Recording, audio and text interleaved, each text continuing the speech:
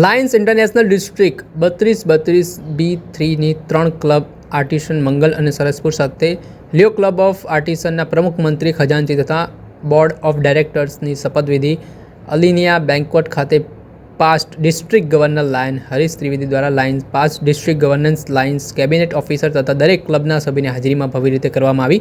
આ પ્રસંગે લાયન રૂપાબેન શાહ મુખ્ય અતિથિ તરીકે હાજર રહ્યા। અમદાવાદમાં આર્ટિસન ક્લબના 10મા પ્રમુખ તરીકે લાયન સાબિર ઘાંચી તથા મંત્રી લાયન યોગેશ અગ્રવાલ વર્ષ 2026-27 માટે શપથ લઈ આવનારી સેવાકીય પ્રવૃત્તિ વિશે માહિતી આપી।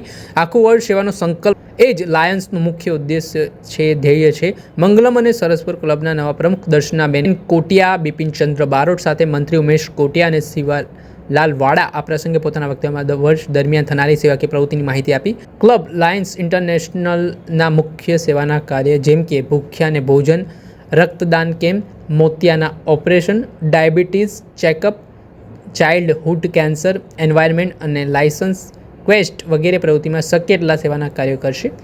સાથે સાથે ડિસ્ટ્રિક્ટ 3232B3ના સોંપાયેલા કાર્યો જેમ કે નશા મુક્તિ અભિયાન અંતર્ગત શાળા કોલેજોમાં જઈને જાગૃતિ અભિયાન કરવું, રાહવીર યોજના, આત્મનિર્ભર યોજના, રોડ અને ટ્રાફિક સેફ્ટી, સાયબર ક્રાઇમ વિશે જાગૃતિ લાવી, માનસિક રીતે સ્વસ્થ જીવન જીવવા માટે શક્ય એટલા લોકો સુધી વધારે પહોંચી સેવાના કાર્ય પ્રયત્ન કરવાને લાયન્સ સભ્યો અને ક્લબના પ્રમુખ એ પ્રયત્ન કર્યા।